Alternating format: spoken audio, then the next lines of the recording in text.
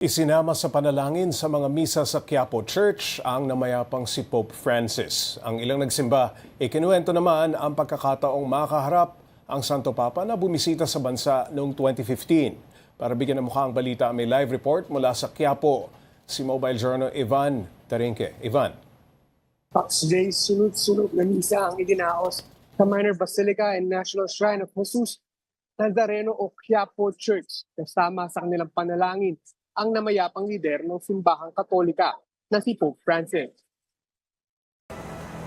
Balot ng kulay lilang tela ang larawan ni Pope Francis sa harap ng altar ng Quiapo Church, isang simbolo ng pakikiramay sa pagyao ng pinuno ng simbahang Katolika. Pansamantalang binago ang bahagi ng panalangin ng bayan upang ialay ito para sa yumaong Santo Papa. Kabilang sa mga nagsilbi sa misa ang lay minister na si Nestor Flores Jr. Kwento niya, hindi niya malilimutan noong makita ng malapitan ng Santo Papa sa ginanap na misa sa UST noong 2015 Manila People Visit. Pilabutan ka tayo, parang nakakaroon man na parang pinasukan ng Espiritu Santo. Nandito na isang Santo Papa. Ang hirap Puro nasa loob mo na yun, lumawa sa puso mo.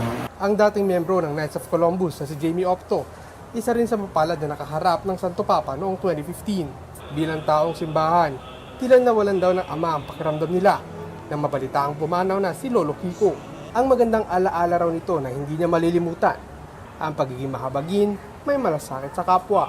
Nakita namin ng ganyang kalooban sa mga, lalo na sa mga bata, na dadama mo yung magandang kalooban. Sa kabila ng pagpanaw ng Catholic Pontiff, iisang hiling ng mga nakausap natin.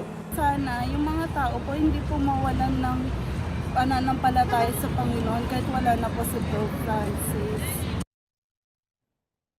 Pops J, bukod sa pagdalo sa misa, ang patuloy na hiling ng Quiapo Church sa mga nagsisimba ay ipanalangin ang kaluluwa ng namayapang si Pope Francis.